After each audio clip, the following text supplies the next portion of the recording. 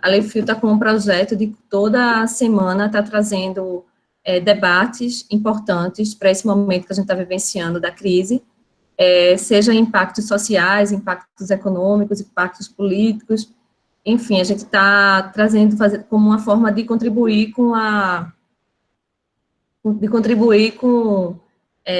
todas as pessoas, para que a gente qualifique e melhore nossa estratégia, através do compartilhamento de conhecimento, né? É novo para todo mundo, é algo que ninguém vivenciou, então a ideia da gente é, toda semana, estar parando um pouquinho para escutar as pessoas e refletir sobre como é que a gente pode tirar insights sobre o que o outro está fazendo. E para o encontro de hoje, a gente convidou a Inloco, né, Luísa, que ela é líder do projeto na Inloco do Covid-19, um projeto que está amplamente debatido, discutido, divulgado na mídia nacional e internacional, e a Prefeitura do Recife, aí com Carlos Eduardo, que é chefe do gabinete de imprensa também, que tem várias ações para dialogar com a gente, sobre... Eu dou uma parada porque é para permitir as pessoas entrarem. Então, voltando, né, Carlos Eduardo vai falar um pouco do que a prefeitura está desenvolvendo, né, como é que um órgão público também está lidando com esse novo momento através do digital, da tecnologia. Então, a ideia da gente é, em resumo, ver como é que a tecnologia está ajudando hoje a prefeitura e como é que a Inloco está contribuindo com essa pandemia no que ela, não sei, a partir do seu negócio.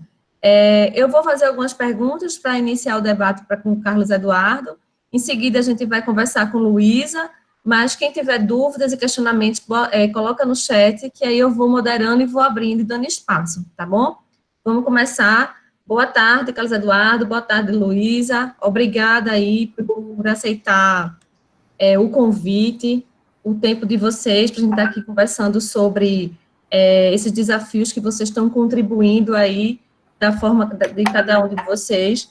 E aí, Carlos Eduardo, começando com você, queria saber como é que a prefeitura está encarando o digital nesse momento da pandemia, de 0 a 5, qual é a prioridade hoje que a prefeitura está dando para a comunicação digital e por quê? Boa tarde, Rosário, boa tarde a todos que estão aqui nesse encontro. Boa tarde, Luísa, uma parceira aí nossa, na Inloco. Eu diria, Rosário, que de 0 a 5, a prioridade aqui do digital é 6. Explico por quê. Nesses últimos anos, o nosso núcleo de presença digital, que foi criado em 2013, assim que o prefeito Geraldo Júlio assumiu o seu primeiro mandato, só fez aumentar de lá para cá. E nesse momento de pandemia, a gente identificou que o digital, nossas redes sociais e algumas outras ferramentas de inovação através do digital que a gente está usando no combate à Covid-19 são muito úteis, são, eu diria, essenciais nesse momento. Uma prova disso é que a busca pelas redes sociais, pelos canais da prefeitura no meio digital, aumentou e muito. Então, assim, a prioridade, que já era grande, se tornou ainda maior. Em 28 de janeiro, quando foi instituído aqui o Comitê de Resposta Rápida à Covid-19, inclusive 2 dias antes da Organização Mundial de Saúde decretar emergência sanitária no mundo, o gabinete de imprensa foi chamado de imediato para participar do comitê. Então, assim, desde o início, a gente tem pensado em estratégias digitais, não só de uso de rede social, das redes sociais, mas também de outras estratégias digitais dentro desse comitê, para poder minimizar ao máximo os efeitos da Covid-19 aqui na cidade do Recife.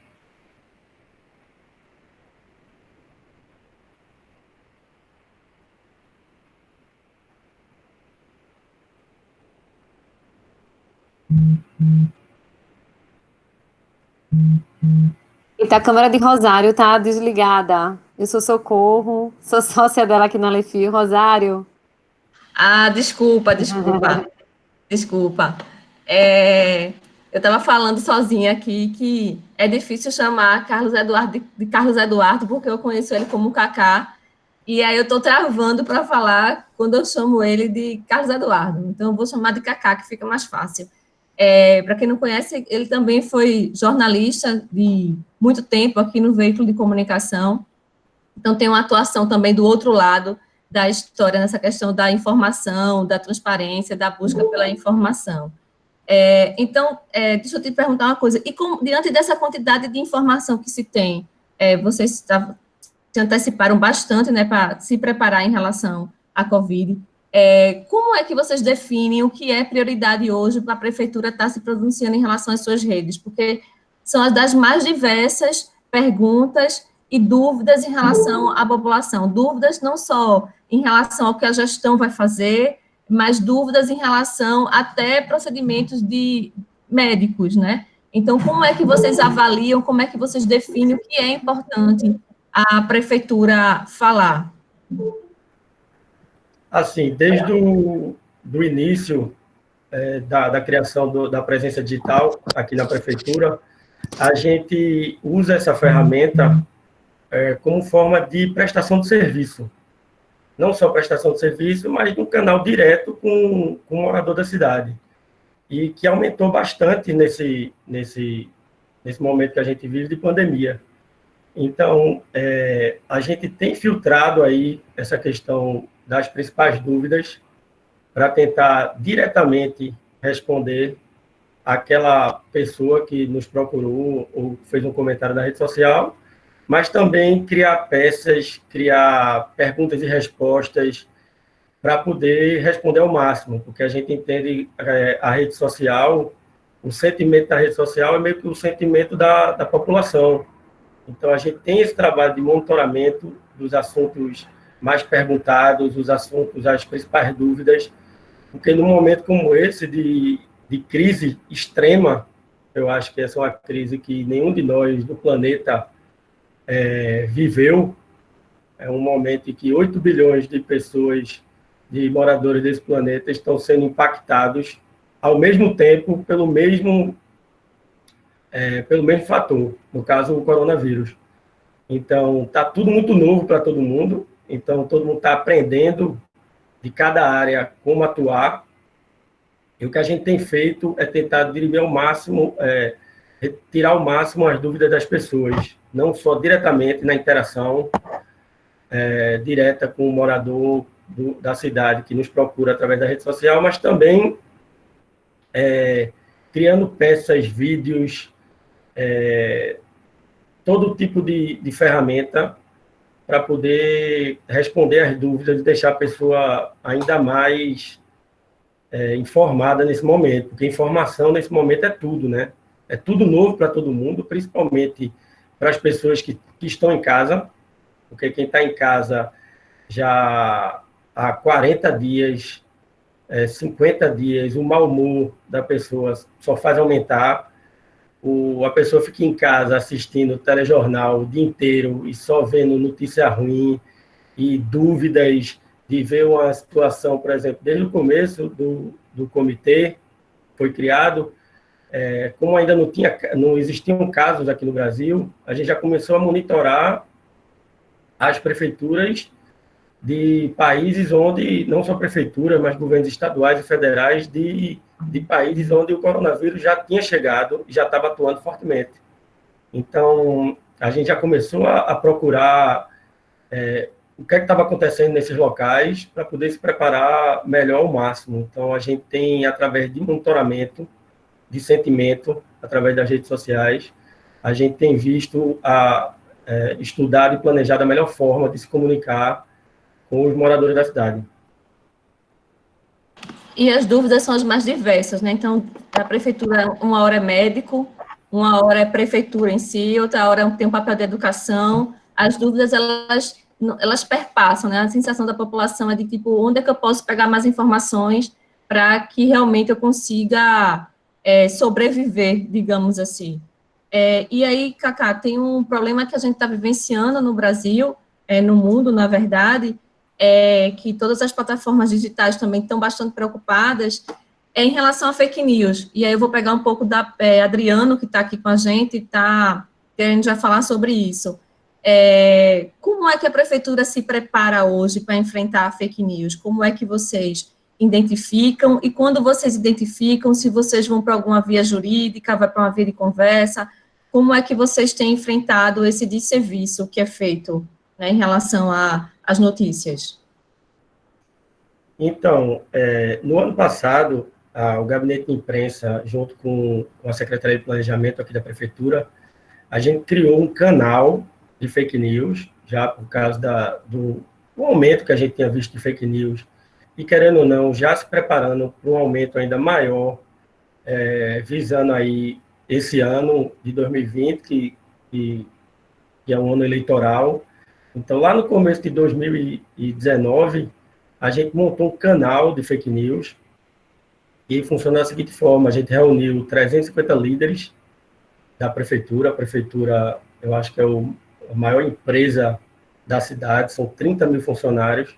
Então, nós reunimos 350 líderes, que são secretários executivos, diretores de entidades, gerentes dos mais diversos setores, e fizemos uma reunião grande para mostrar o quanto a fake news tinha crescido no Brasil e no mundo, e a importância da gente combater essa fake news. Então, a gente criou um canal interno aqui no WhatsApp, em que essas 350 pessoas tinham acesso direto. Então, a gente tinha 350 olhos de pessoas que estavam atentas a possíveis fake news. Então, a gente, no final do ano passado, a gente já identificou um crescimento aí de fake news, e agora com a Covid-19, com a chegada do coronavírus, a gente vê que existe muitas fake news.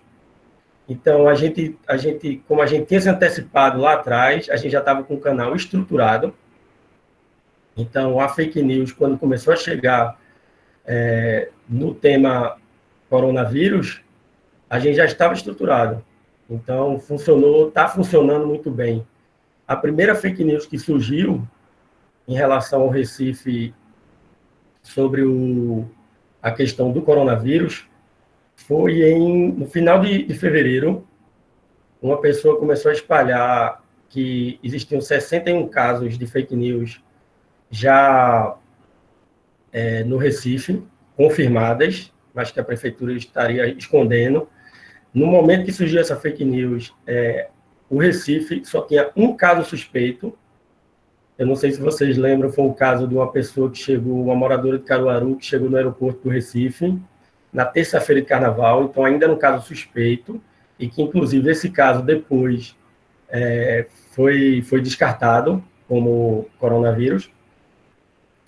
Mas no momento que só existia esse caso suspeito, essa pessoa começou a espalhar essa fake news de 61 casos confirmados que a prefeitura estaria escondendo. Então, isso rapidamente chegou no nosso canal de fake news. Esse canal funciona da seguinte forma: a gente recebe tanto o Gabinete de Imprensa quanto a Secretaria de Planejamento, e a gente monta uma peça, uma resposta rápida, para tentar, o mais rápido possível, desfazer essa fake news. A gente identificou que ela estava sendo disseminada muito rapidamente, então a gente acionou a Procuradoria Municipal, o Procurador-Geral aqui do município, e ele, em menos de 24 horas, ele prestou uma queixa na delegacia. A Polícia Civil identificou, era um morador de uma cidade vizinha aqui. Ele se dizia na fake news que ele espalhou, ele colocou primeiro no Facebook, mas depois o print do Facebook dele circulou muito rapidamente no WhatsApp. E a gente tem até informação de uma pesquisa da Câmara dos Deputados e do Senado, que foi perguntada a várias pessoas, uma pesquisa ampla em várias cidades do Brasil, foi perguntada a várias pessoas de que forma ela se informava. Então, as pessoas diziam mais de um tipo de forma de se informar. E a primeira, que 79%, aparecia o WhatsApp. Então, quando você vê que a fake news está no WhatsApp circulando, você recebe 2, 3, 4 grupos, é porque ela já está praticamente muito difícil de conter. Então, a Procuradoria acionou a delegacia localizou essa pessoa foi prestar queixa, com isso, a gente informou a imprensa. Essa notícia terminou sendo veiculada nacionalmente e foi logo no início. Então, a divulgação do fato dessa pessoa ter sido localizada, ter prestado queixa, e hoje ela responde criminalmente por isso, eu acho que já ajudou a dar uma diminuída, apesar da gente ver que ainda existe fake news em relação à pandemia, mas eu acho que esse primeiro choque de realidade, que foi a Procuradoria acionar a Polícia Civil e a gente divulgar isso amplamente, essa pessoa está respondendo até hoje, eu acho que ajudou a dar uma contida ali no início das fake news. Então, a gente funciona dessa forma, Rosário e Adriano. A gente já tinha esse canal e já estava estruturado, e a gente está funcionando super bem com esse canal fake news. Isso, com certeza, essa atitude de não deixar para lá, né? Porque às vezes alguns órgãos, algumas empresas tentam não deixar para lá, não é a forma mais adequada, né? A gente sempre recomenda que tem que ser combatido e tem que ser criminalizado e punido quem iniciou, porque as consequências são gravíssimas, a gente nem tem noção do que pode acontecer. Eu queria até registrar aqui que a sua equipe está assistindo, né, Cacá? E Ana Braga está trazendo aqui várias considerações interessantes, mostrando que o Instagram da prefeitura teve um aumento de 35% de seguidores, né? E aumentou exponencialmente o número de interações, ou seja, as pessoas procurando fontes oficiais para tirar dúvidas. E aí vocês tiveram um aumento de demanda da equipe de relacionamento. Isso é muito importante, entender que as redes sociais não é só um espaço de dizer o que pensa, mas se relacionar com as pessoas, né? É para isso que ela existe. E aí, continuando, Cacá, eu queria que você falasse um pouco, já que a gente está discutindo digital como um todo, a gente tem aí as redes sociais bem explicadas por vocês, mas como é que vocês estão agindo em relação aos aplicativos, né? A gente sabe que aplicativo é uma tendência hoje das pessoas consumirem, mas não é qualquer aplicativo, né? Tem que ser um aplicativo que vale a pena. Então, é um desafio muito grande hoje você lançar um aplicativo e ele ter adesão. E aí vocês tiveram uma adesão bem interessante em relação ao Movimenta Recife, né? Eu queria saber por que vocês priorizaram esse aplicativo voltado para a saúde e como é que está a repercussão desse trabalho e também do atendimento, né, às pessoas. Certo. Rosário, antes de responder essa pergunta, eu queria fazer um registro que eu acho interessante, já que você falou da equipe nossa aqui da Presença Digital. Só de forma prática, que eu acho que é curioso a forma que a gente está trabalhando. Então, hoje, agora, nesse momento, eu estou na Prefeitura do Recife, eu sou titular do Comitê de Resposta Rápida, eu estou vindo todos os dias para a Prefeitura, mas 99,9% da minha equipe, do Gabinete de Imprensa, está em home office. A gente está trabalhando da seguinte forma, não só eu, mas as outras equipes que estão trabalhando aqui, a gente está se dividindo como espelho, que a gente chamou aqui. Ou seja, estou eu, aqui um secretário executivo meu, trabalhando aqui na linha de frente, mas tem outras duas lideranças do gabinete de imprensa que estão de home office acompanhando tudo que a gente faz. Lógico que ajudando também, mas acompanhando tudo. Por quê? Porque como a gente está na linha de frente, a gente corre o risco de ser contaminado mais facilmente, porque eu estou saindo de casa todos os dias. Então, no momento em que ou eu, o meu secretário executivo, a gente, de alguma forma, se contaminar, a gente vai para casa, essa outra pessoa vem para cá, para estar aqui nessa linha de frente, já que a gente tem um gabinete de crise aqui instalado há mais de 40 dias. Então, isso é só uma curiosidade para entender como é que a gente está trabalhando aqui, com todo cuidado, com álcool em gel, com máscara. Eu teria a máscara só para participar aqui da conversa com vocês. Em relação aos aplicativos, rapidamente, logo, uma das primeiras ações do comitê foi a primeira criação de um hot site. Você falou da questão dos vários tipos de dúvidas, os vários tipos de dúvidas que surgem. Então, a gente criou um hot site chamado novocoronavírus.pe.recife.gov.br e lá a gente iniciou apenas ali com sintomas e uma forma de prevenir, e com o tempo a gente foi colocando mais e mais informações, inclusive os aplicativos, você pode entrar lá no hot site e ter acesso. O Movimento Recife foi logo o primeiro que surgiu, que foi essa ideia de de que as pessoas, um dos primeiros anúncios que a gente fez foi a gente fechou as academias de Recife, que são aquelas academias de musculação ao ar livre, e tem um sucesso tremendo na cidade. E as academias da cidade, que são aquelas outras academias mais abertas também, que tem mais ginástica para idosos e tal. Então, a gente ficou imaginando, já que as pessoas teriam que ficar em casa, por que não colocar essas pessoas para fazer exercício em casa? Então, foi logo um dos primeiros aplicativos que a gente lançou. As aulas são todas dadas por professores de educação física da Prefeitura do Recife, que são dessas academias, inclusive com participação de atletas olímpicas, que são aqui da gestão, no caso, Yane Marques, medalhista olímpica, que é nossa secretária executiva aqui, ela participa de aulas, que estão lá no aplicativo. Joana Maranhão, que é nossa gerente aqui, também finalista olímpica, ela também participa de aulas, lá até para dar um incentivo para quem está em casa. Então, para você ter uma ideia como foi a adesão, o Movimento Recife, no mês de março, ele foi o aplicativo mais baixado no Brasil na área de saúde e bem-estar. Então, rapidamente, as pessoas entraram nele. Hoje em dia, tem quase 40 mil pessoas que estão usando o aplicativo diariamente. É um sucesso que tem 3 níveis, você pode entrar em 3 níveis, iniciante, intermediário, avançado. Cada nível desse tem mais de 20 tipos de aula, então é bem vasto, foi muito rápido que a gente fez, a gente conseguiu fazer rápido, colocar no ar rápido, então a gente já está com mais de 40 mil. E um outro aplicativo que também está um sucesso muito grande, que tem ajudado na ponta, tem ajudado os profissionais de saúde que estão na ponta, nesses 7 hospitais de campanha que a gente está abrindo aqui na cidade, 6 já estão abertos, o outro vai ser aberto no começo da próxima semana, ajuda isso diretamente, é o Atende em Casa. Como é que funciona o Atende em Casa? Você se cadastra, entra e através de perguntas, você vai respondendo, você vai sendo levado por caminhos e dependendo do que você responder, do seu estado de saúde, dos sintomas que você está sentindo, se você já tem uma doença, o que é que você está sentindo naquele momento, ele pode lhe levar até o atendimento presencial, na hora, através de uma videochamada, com um médico da prefeitura. Então, já são 32 mil pessoas que se consultaram no Atende em Casa. E para vocês terem uma ideia da importância desse aplicativo,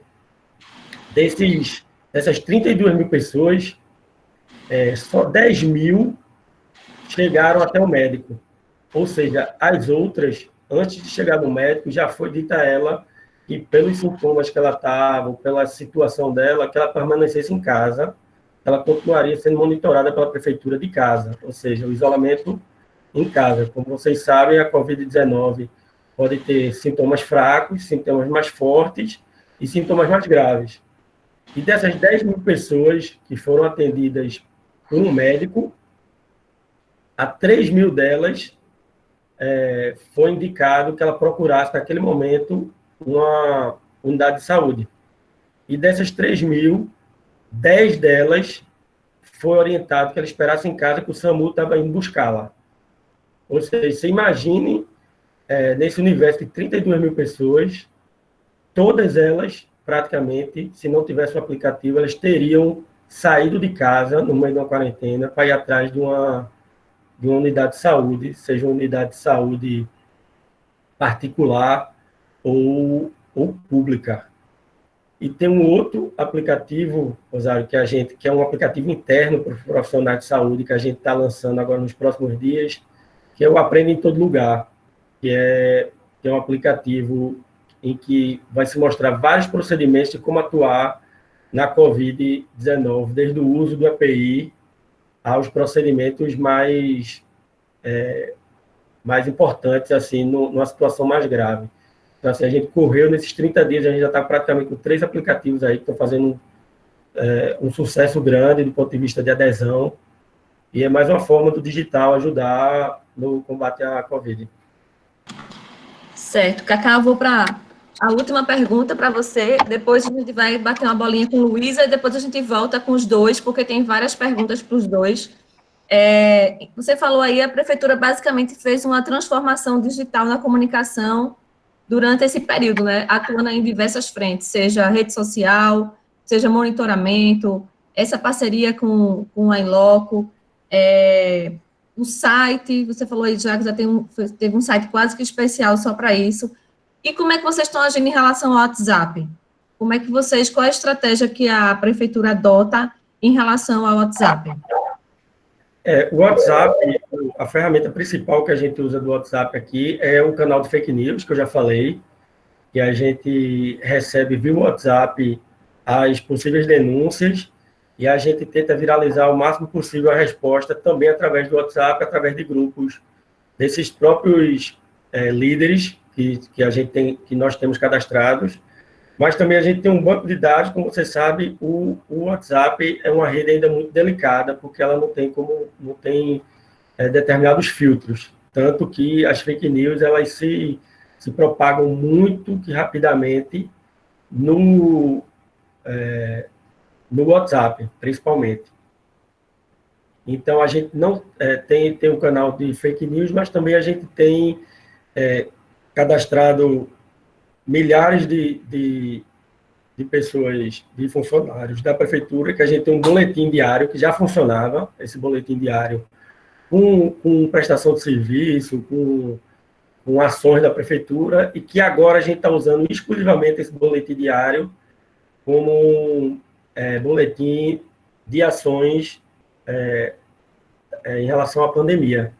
Então, são cerca de 20 mil pessoas que estão recebendo diariamente esse boletim e que de toda forma, são agentes de multiplicação das informações da prefeitura, que são informações oficiais. Então, assim, esse dado que a Ana Braga deu aí do aumento da procura das redes sociais é muito importante, Rosário, pelo seguinte forma: a gente tem visto nos últimos anos aí o quanto o poder público tem sido execrado, né? Assim, o poder público cada vez mais sendo execrado na mídia, a população em geral, mas você vê que no momento da crise as pessoas buscam informação de verdade, informação real, então estão procurando a prefeitura para informação. Então, acho que isso é um movimento muito importante, que mostra aí uma virada de chave, talvez muito importante, para mostrar a importância do poder público, não só no momento da crise, mas no dia a dia de uma cidade,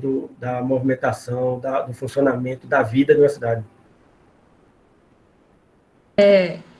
E aí, agora, puxando um pouco para a Luísa. Luísa, primeiro eu queria agradecer mais uma vez a sua presença aqui, dizer que a gente fica super orgulhoso na Inloco estar nesse projeto aí, porque a gente é pernambucano e a gente acha que Pernambuco é o melhor em tudo mesmo.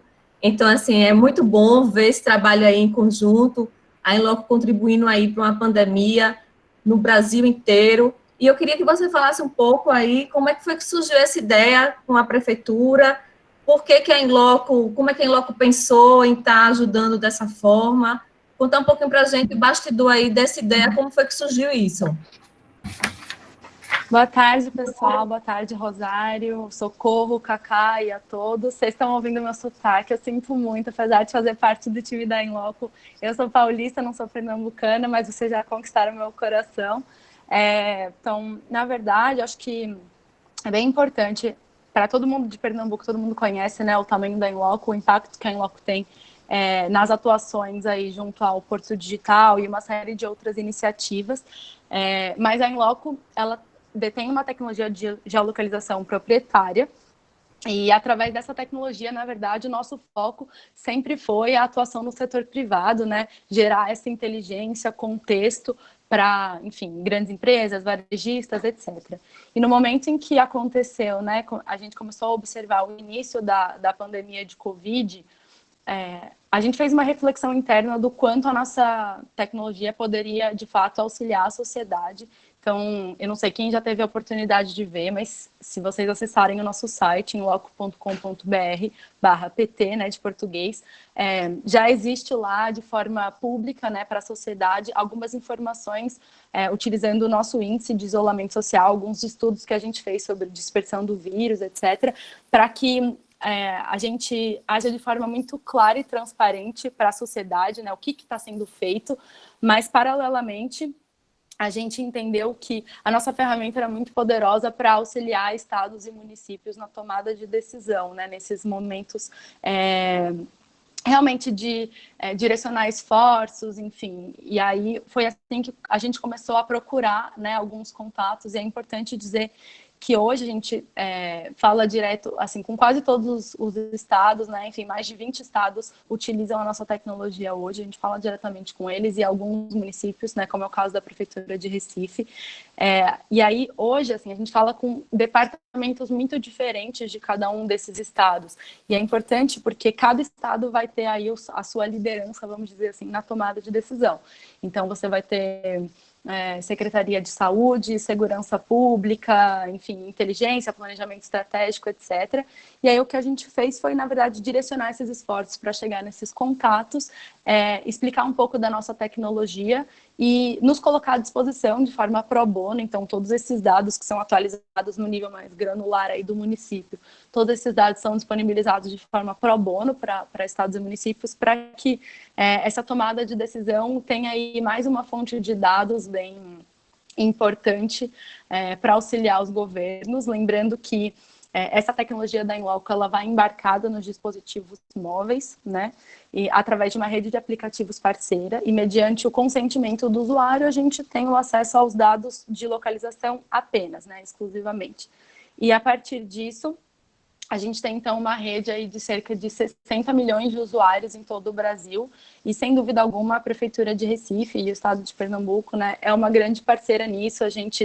A nossa tecnologia está embarcada nesses aplicativos, como, por exemplo, né, o que ele comentou do Movimento Recife. Então, a ideia é a gente utilizar a nossa tecnologia e ir testando, né, com as autoridades, inclusive as mais próximas, né, as mais parceiras, a funcionalidade, a usabilidade dessa tecnologia para que realmente faça sentido. E a gente é realmente uma via de mão dupla, né? A gente recebe os feedbacks também que vêm da utilização, sugestão de melhorias, enfim, como é que está a visualização desses dados para que isso seja da melhor forma possível. A gente consegue, Luísa, ver a capacidade de visão, como é que ela é? Você consegue ver um bairro, você consegue ver uma rua dentro de um bairro, a gente chega nesse nível? Vamos lá, a gente tem o dashboard, ele tem 3 grandes abas, certo? Que vão direto para os estados e municípios. Lembrando que no site a gente para só na parte dos estados. A primeira aba, ela é uma aba mais geral, que mostra o percentual, né, a média de cada um dos estados. Isso é uma média ponderada aí dos municípios, obviamente, para que o peso dos municípios maiores seja respeitado, né, na entrega dessa análise. Na sequência, a gente tem uma aba de municípios mesmo, como é que está o percentual de cada município. E a última aba, né, desse dashboard é uma visualização bem... tem mapa, enfim, gráficos, etc., para realmente ajudar de forma visual, né, na tomada de decisão. E esse último nível, que é o nível mais granular, é o que a gente chama de H3. É um pouco mais granular do que o bairro. Então, como é que é a visualização? Você vai ter o mapa do município plotado embaixo de uma série de hexágonos. Então, a gente divide cada município em vários hexágonos que cobrem toda a área desse município. Esses hexágonos são hexágonos de 450 metros de raio, então é super granular, né? Eu estou falando ali de uma área que tem, enfim, 900 metros de diâmetro, é super pequenininha. E aí, com isso, na aproximação no mapa, você consegue ver o que está plotado embaixo de cada um desses hexágonos, certo? Então, a ideia é que, ao se aproximar cada vez mais no mapa, seja possível entender quais são as regiões mais críticas, né? Qual é o percentual de cada um desses hexágonos no cumprimento do isolamento social. Só para ficar mais claro para todo mundo, né? Porque eu já estou tão habituada a olhar para isso, eu esqueço que eu preciso explicar um pouquinho como é que funciona. A tecnologia da Inloco, então, ela vai embarcada nos dispositivos, certo? Nos dispositivos móveis. Então, eu tenho esse exemplo aqui, o dispositivo da Luísa, certo? A Inloco não sabe que esse dispositivo pertence à Luísa, ela só sabe que esse dispositivo emite, então, algumas informações de geolocalização. Como é que a Inloco faz para agrupar essas informações? A Inloco pega cada um desses hexágonos, então no caso da Prefeitura de Recife, eu tenho o mapa de Recife e vários hexágonos em cima do mapa de Recife, visualmente falando. quem está dentro de cada hexágono? Eu agrupo, né, de forma agregada e anonimizada, uma série de dispositivos que moram ali dentro. Ou seja, a gente faz uma inferência do endereço de residência de cada um desses dispositivos. Onde é que esse dispositivo dorme? Onde é que esse dispositivo passa das 10 da noite às 7 da manhã, sem eu saber, por exemplo, que aquela é a casa da Luísa ou a casa do Cacá, por exemplo.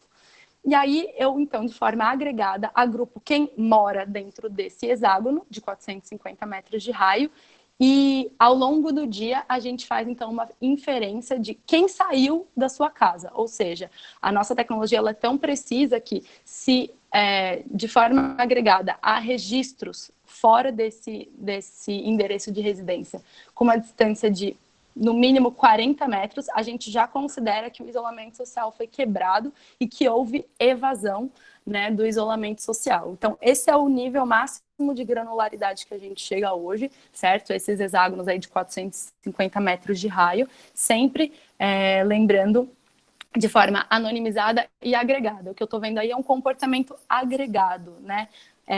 Qual um percentual daqueles dispositivos que moram ali saem da sua residência. Acho que ficou claro?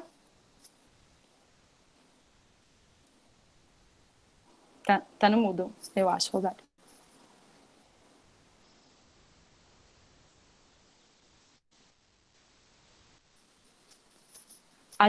Rosário, a gente não tá ouvindo, acho que você tá no mudo. Desculpa, tá no mudo. Eu queria pedir para as pessoas desligarem a câmera, só ficar com a câmera aberta eu, Luísa e Cacá. Porque, por questões de privacidade, a gente não precisa ver a casa das pessoas, com quem as pessoas estão. Obrigada. Pronto. E aí, Luísa, eu queria saber se, voltando ao assunto, se a gente tem uma procura maior das prefeituras, de governos, em relação, se vocês estão sentindo um aumento da procura, porque é uma ferramenta que está lidando diretamente com que o governo está mais, que alguns governos estão bem preocupados, que é essa questão do isolamento, né? Que afeta diretamente aí os resultados que a gente pode ter. Se está tendo esse aumento, como é que está essa adesão?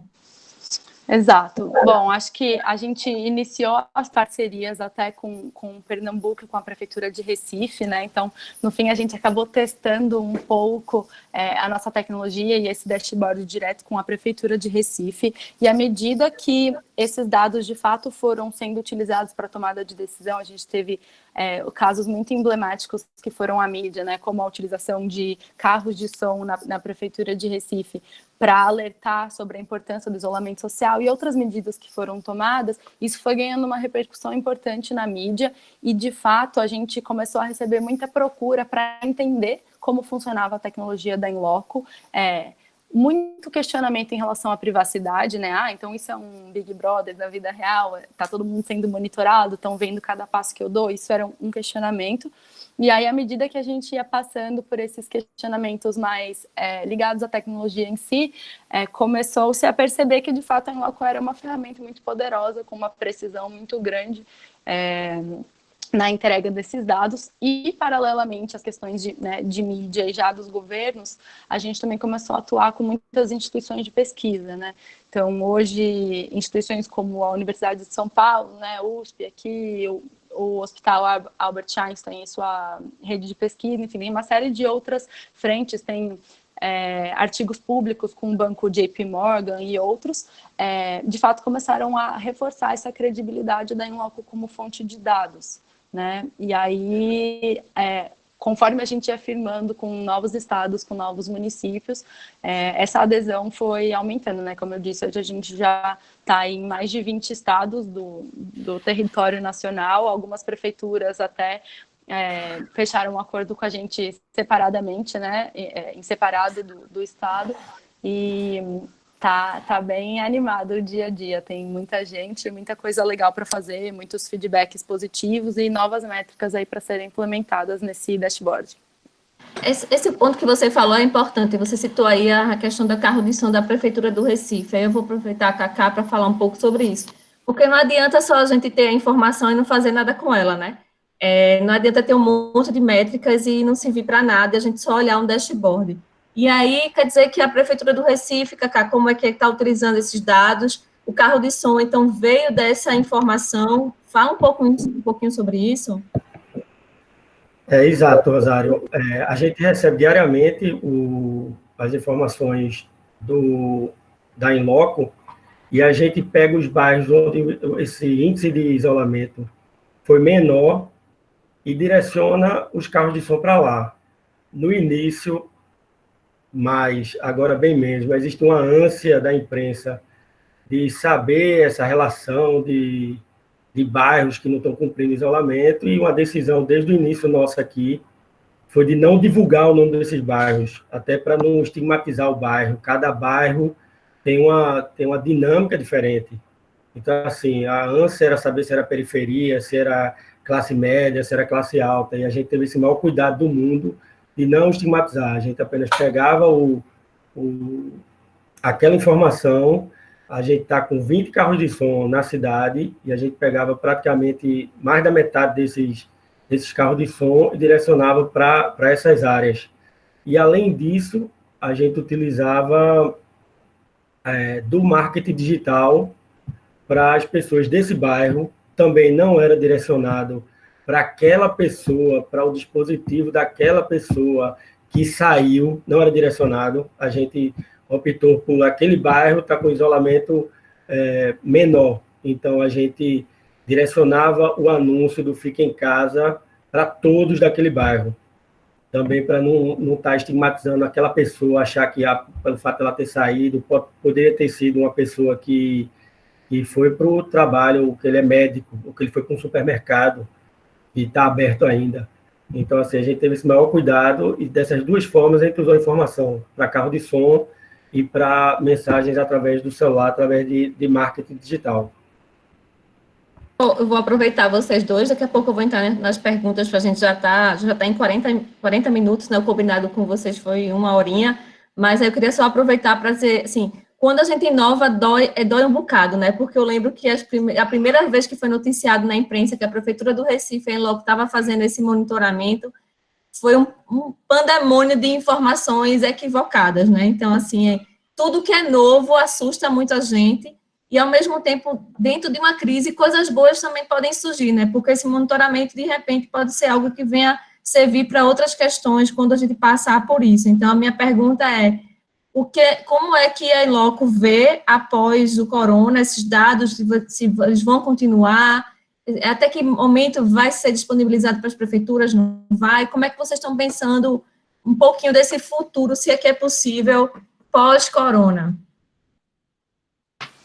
É um desafio importante, mas a Inloco, desde o início, tomou a decisão de que, no momento em que a gente tiver um controle maior realmente da pandemia e que as medidas de isolamento não forem mais necessárias, enfim, a gente vai apagar todos esses registros de isolamento social. Então, é bem importante dizer isso, porque não faz sentido a gente seguir com uma métrica, né, com uma análise, já que ela não vai mais ser útil, né, à sociedade. E acho que é importante, nessa linha, dizer, né, complementando o que o Kaká disse, como cada um, né, cada governante ou cada secretaria, enfim, vai seguir com a tomada de decisão, né? Como eu falei, a gente conversa com secretarias e departamentos muito diferentes, porque a gente entende que para cada estado ou para cada município, a tomada de decisão vai ser liderada para uma área ou outra. Sobre, então, o compromisso de compartilhamento desses dados, ele segue até o fim da pandemia, e aí um momento que a gente decidir, né, como nação, enfim, que ele não é mais necessário, esses dados vão ser excluídos, mas eu acho que é bem importante dizer que a Inloco, ela sequer recebe dados pessoais, né? Então, todas essas informações de monitoramento, né, do distanciamento social, elas são feitas de forma anonimizada, ou seja, eu não recebo nome, eu não recebo CPF, telefone, nada de nenhum usuário. O que a gente faz é agrupar, né, agregar esses dados de forma sempre disponibilizar os dados tratados, né, os percentuais, nenhum dado bruto é compartilhado, e de forma realmente agregada. Cada dispositivo que a gente tem, ele é criptografado, hasheado, enfim, uma série de termos técnicos aí, para que seja muito, assim, para que seja impossível a gente fazer o caminho inverso, né, sobre aquele dispositivo, mas ele nunca é associado ao dono do dispositivo, isso é bem importante de mencionar. Tem algumas perguntas aqui, eu só que... Não sei se eu podia dar complementar, Com Rosário. certeza. Dizer uma coisa. Primeiro, como a Luísa falou aí, geraram algum disse-me-disse aí em relação a essa parceria, mas, assim, para a Prefeitura do Recife, primeiro é um orgulho ter a Inloco como uma parceira e uma empresa recifense que é cravada no centro do Recife, ali na frente do Marco Zero. Essa não é a primeira parceria que a Prefeitura tem com o Inloco, eu acho que outras virão pela frente. E a importância do índice de isolamento social, só um dado importantíssimo, Rosário. Antes da pandemia, a gente tinha uma média de pessoas em casa de 25%, de 20% a 25%, de pessoas que se mantêm em casa ali enquanto as outras estão circulando ali em horário comercial. No primeiro final de semana em que a gente adotou medidas mais rígidas de isolamento social, aumentou de 25% para 60%. Isso significa cerca de 600 mil pessoas a mais em casa, naquele primeiro final de semana em que as pessoas não puderam ir à praia, em que as pessoas não puderam ir aos parques. Então, imagine, seriam 600 mil pessoas que estariam à disposição do vírus. Então, isso há 20, 25 dias atrás, imagine que há 15 dias a gente já podia estar no colapso do sistema de saúde, porque seriam 600 mil pessoas a mais que estariam à disposição do vírus nas praias lotadas, nos parques lotados. Então, assim, esse dado é real, é fato de que a tecnologia funciona e que as medidas de isolamento social também vão direto ali na questão da transmissão do corona. O microfone está fechado. Tem algumas perguntas aqui, mas eu acho que de alguma forma você já respondeu, Luísa.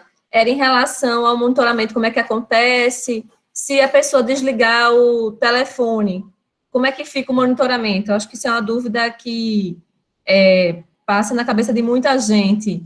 Foi uma dúvida de Renan Cabral.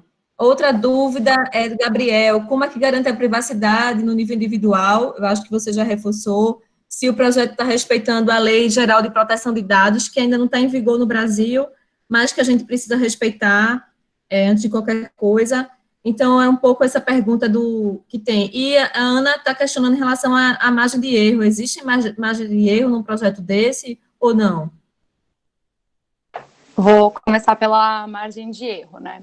É claro que, como toda tecnologia, ela não é perfeita. Ela pode ser quase perfeita, mas não é perfeita, né? Então, existe sim margem de erro. Por exemplo, a gente recebe dados a todo tempo. Para vocês terem uma ideia, a Inloco processa todos os dias cerca de 16 terabytes de dados. Então, é muito dado.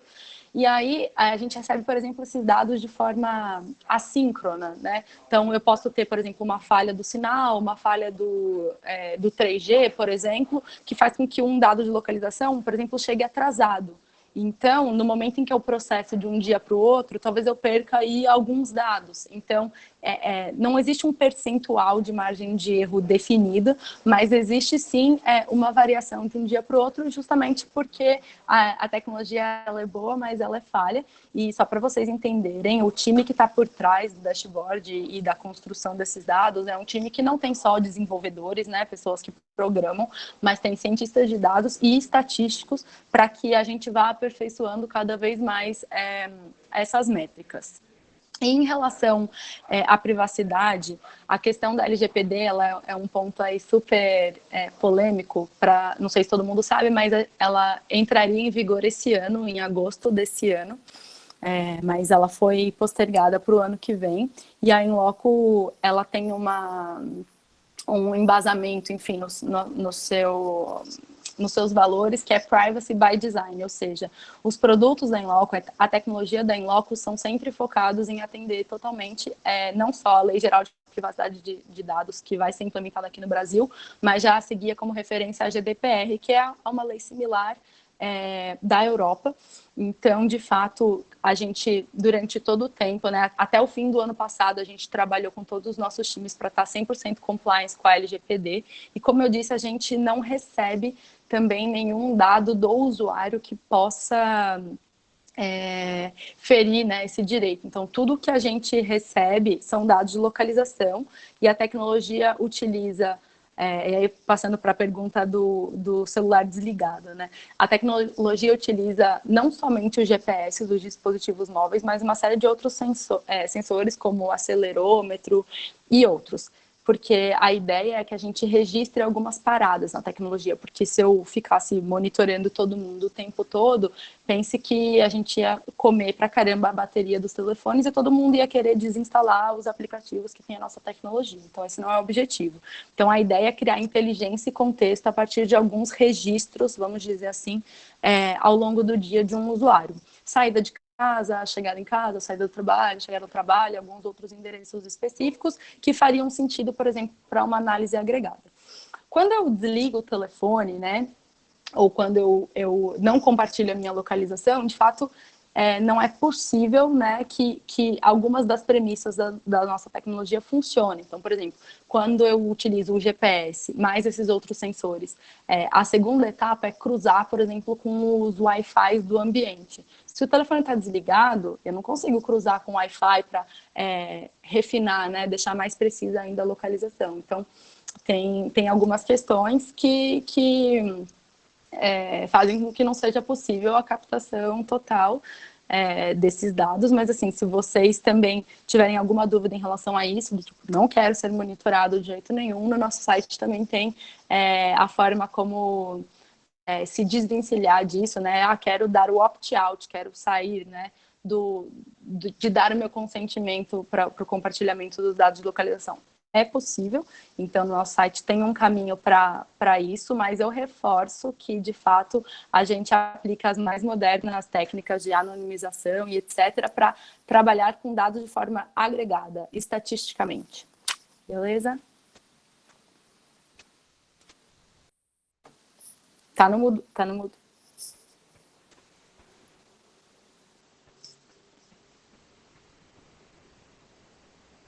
Oi, Rosário, o microfone está no mudo. Oh, desculpa, tô uma péssima, como é que eu posso dizer? Entrevistadora, ó. Se você consegue, Luísa, lembrar de algum exemplo de outras ações no mundo que utilizou a análise de dados em relação à pandemia. Na verdade, é a experiência da ciência dos dados, né, em causas como essa não, mas em menor proporção que essa. Acho que um caso muito emblemático foi o caso da Coreia do Sul. Os números são super positivos, né, do controle à pandemia, não só pela testagem em massa, que a gente sabe que é importante, mas pela utilização da tecnologia para tentar desenhar, vamos dizer assim, uma rota das pessoas que são infectadas. Qual é o desafio aí? Apesar de você não dizer o nome das pessoas, né, cada pessoa, cada dispositivo, enfim, recebia um código, tipo um QR Code, e era possível ver por onde esse dispositivo, enfim, ou essa pessoa passou. É uma utilização da tecnologia que é bem importante, porque para as autoridades ajuda a entender como é que está sendo a expansão do vírus, né, como é que está sendo... como é que estão sendo as trajetórias dessas pessoas que estão infectadas, enfim. Mas é um desafio, e aí não cabe a mim julgar, né, se é bom ou se é ruim, mas, de fato, é um desafio você atribuir um QR Code, né, uma identificação para cada uma dessas pessoas, né. O quanto isso... para um bem maior é justificável ou não, enfim, mas o caso da Coreia do Sul é super emblemático. Se vocês procurarem na mídia, vocês vão encontrar mais detalhes sobre ele. Legal, Luísa, eu queria reforçar com vocês que toda essa conversa foi gravada, ela está disponível no site da Lefio, que é o www.lefio.com.br, e lá também vocês vão encontrar outros debates que a gente está fazendo desde o início, desde março, mais ou menos, trazendo pessoas assim que possam contribuir com a gente para entender melhor o que está acontecendo. Eu queria agradecer muito a Cacá e a Luísa pela disponibilidade, pelo tempo, por disponibilizar todas as informações que a gente precisava, dizer que foi muito bom ouvir vocês e que a gente espera que a gente volte aqui pós-pandemia para contar as coisas positivas que possam surgir por aí, né? E é isso. É isso, pessoal. Agradecer a todo mundo e o próximo encontro a gente divulga nas nossas redes sociais. Certo? Obrigada e até a próxima. Obrigada, pessoal. Valeu, pessoal. Até a próxima.